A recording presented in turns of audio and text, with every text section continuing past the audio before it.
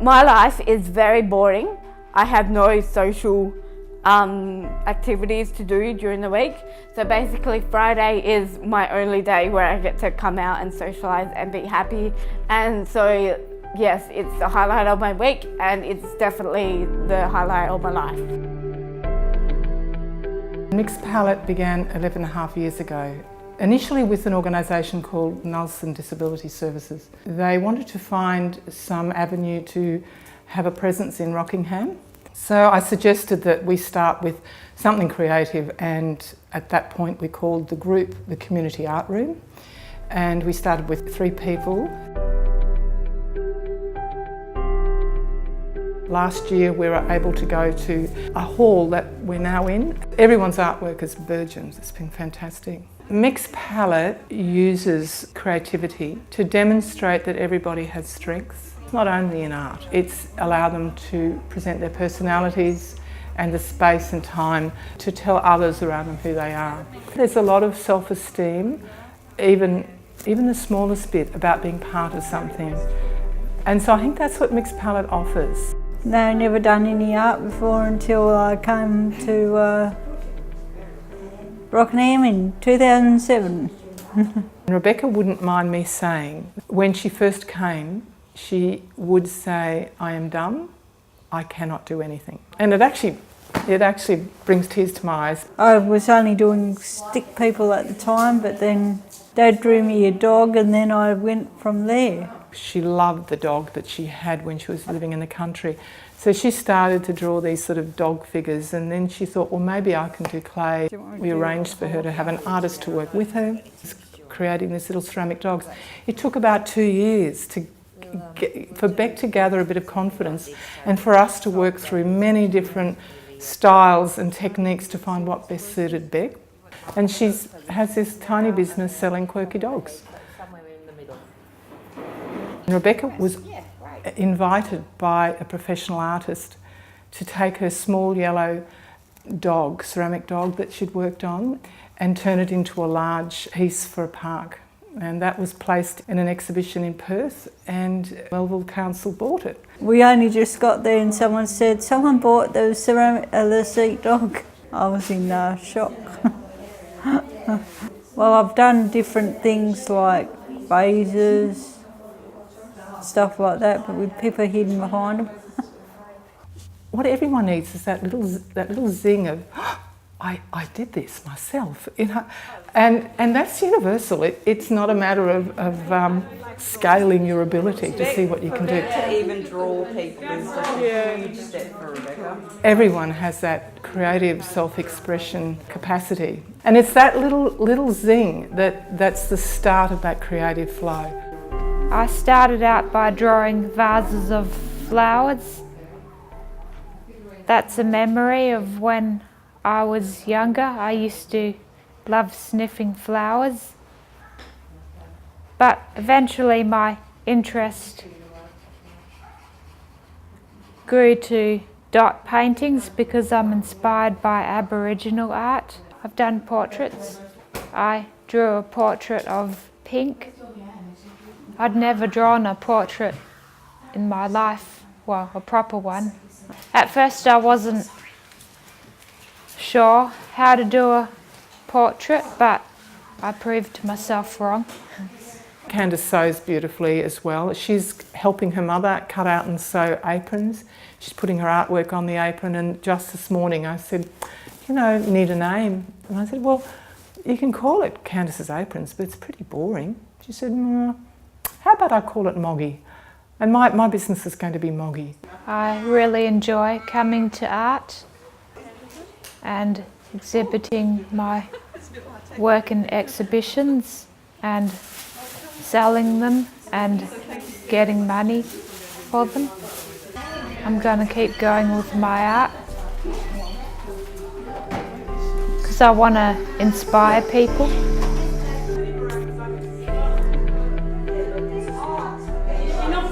It's a busy time. You can have 10 people in the room, all of different skills, at different stages of their artwork, and it's 2 hours going. We're starting a group in the afternoon called the Loose Threads. Loose Threads is sort of like just a follow on from the formal workshops in the mornings, and because so many of the artists in mixed palette work with fibre or sort of textiles as well, a very loose, sort of chatty group. We have members of the community coming into our specialist workshops and say, well, in fact one lady said, I'm not going back to my professional art group because it's a little bit intimidating and I really don't get to do what I want to do. And I feel great in this space. So would you mind if I come along to your space?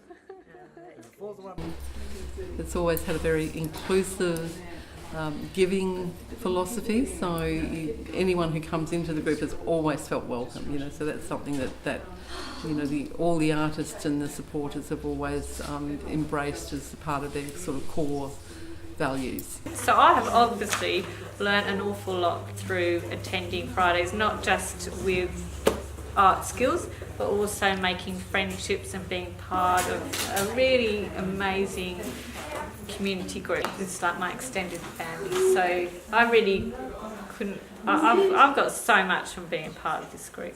That inclusive process makes life much richer for everybody. I love art. My art is like my favourite, it was my favourite pastime. I used to be very artistic in school. At home, I don't really get into the mood of creating stuff. And then when I came here, it was like a new kind of motivating kind of area for me to use my skills and express and stuff. Yeah, when I first started, plus a little while into it, I was very, I still am very unconfident, not confident.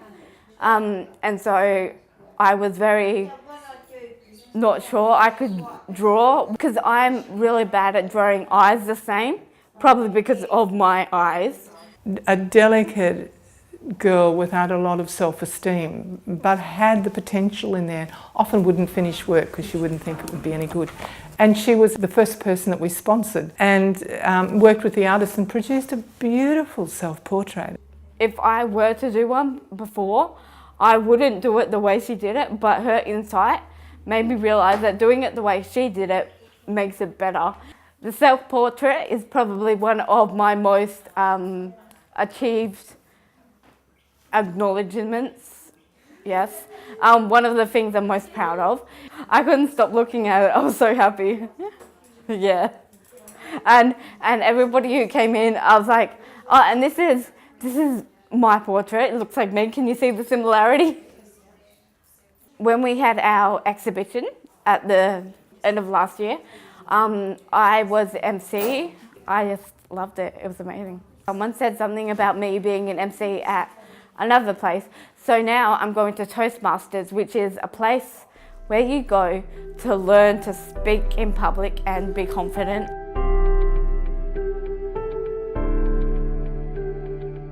When we got together for our committee for the exhibition, for their group exhibition this year, I mentioned that Hannah would be going on to have Toastmasters, and Candice said, but I do public speaking and I could improve. And Rebecca said, well, look, I haven't, but I could do better. So, I think Toastmasters is going to have a year of getting to know mixed palette. When she first came along, she would just sit up the back of the class. She was not speaking or interacting with anybody, and she'd just sit there alone and silent, and everyone would just come to her. She didn't know sort of how to interact. So then we got the iPad, didn't we? Yep. So she was able to talk more with everybody, and from that then she said you wanted to talk more with signs. Yep. So at the moment we're waiting to learn more Auslan. I started working 2 hours a week with her as an art tutor / art mentor. I put in an application for the Here and Now 13 program, and she got accepted into that. She did a lot of watercolours with the Here and Now 13, and she was able to paint in a way that made us see how the light worked. So one of the big things for Katrina was when she got to be an artist in residence at Pika. And we first went there, and Lee Robb, who was the curator at the time, was showing her studio, and that you got the key, you got to go paint there. And she just lost it, and she was like jumping up and down and going crazy. I'd never seen anything like it. She was just so excited. Aha. So she uses artist pigmented inks. So a lot of the work she did for her recent exhibitions, she had these on perspex, and then she had lights in behind them. So they just glowed, which her first solo exhibition was called Glow. After Here and Now 13, then she was able to get a solo exhibition over at Alcaston Gallery, and she's had a residency at Chasm Gallery in Mandurah, and then an exhibition there as well. It's just put her into the art world. She's no longer an artist who works only in disability art. She's in the mainstream art world. And also the Women with Disabilities Australia, they had a list of 5 inspirational young women with disability. One of them was Jessica Marias, another one was Katrina. When you saw people were talking about you and your beautiful painting, you were like, yes! You doing the painting and being here, you're talking more, aren't you? And you talk to everybody, yep. And you're signing now, and you've got your iPad, and it's like, makes you happy, yeah.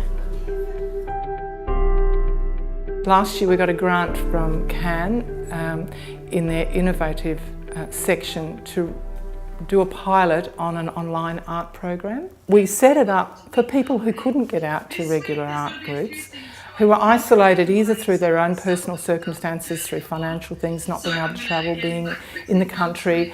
Even if they can't physically get here, we're dreaming about how that could create connections and that community that develops out of that. The next thing that's happening that Marty's organising for that is a little exhibition of the work produced. So people will be emailing her a good photo of work they want to go in, and then we'll have it printed out and framed and have a little exhibition, both online exhibition and an actual exhibition as well.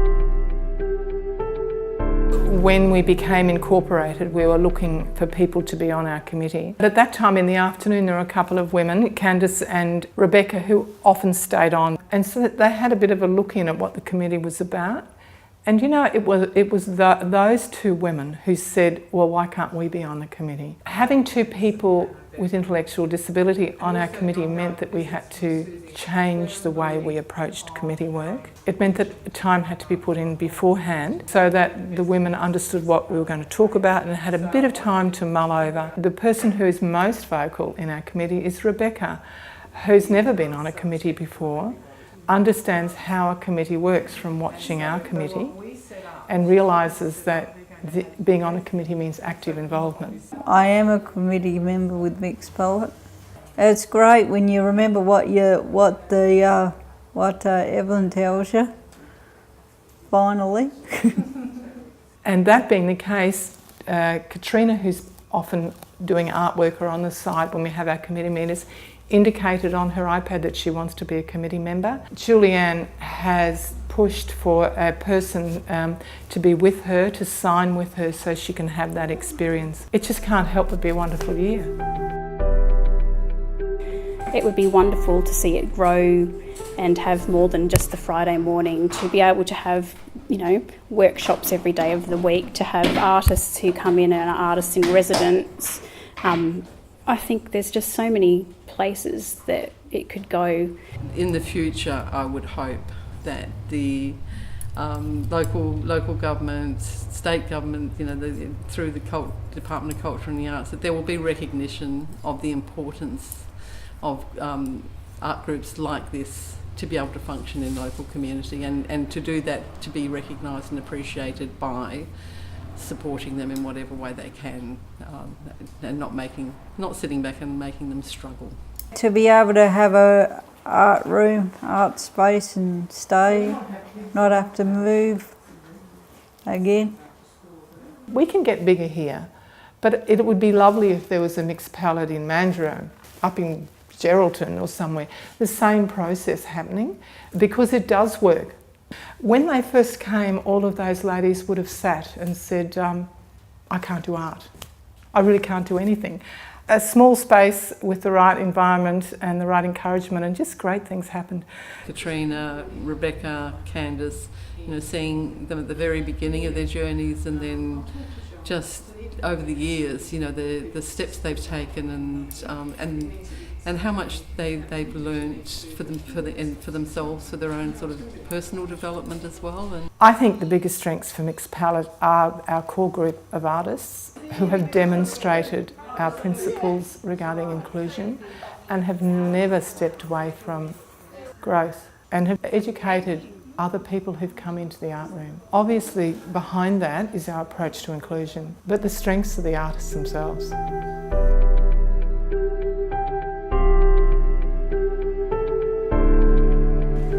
My advice is have a go. You never know what you can achieve unless you do it.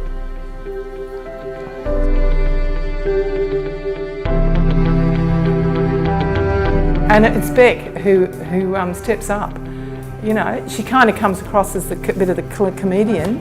She's the one who said, "I'm not doing the cleaning, I'm an artist." Do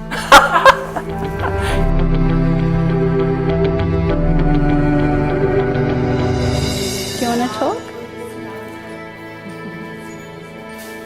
She just said, talk about me.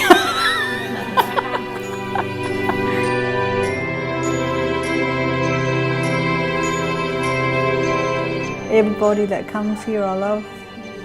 They're like one big family to me actually.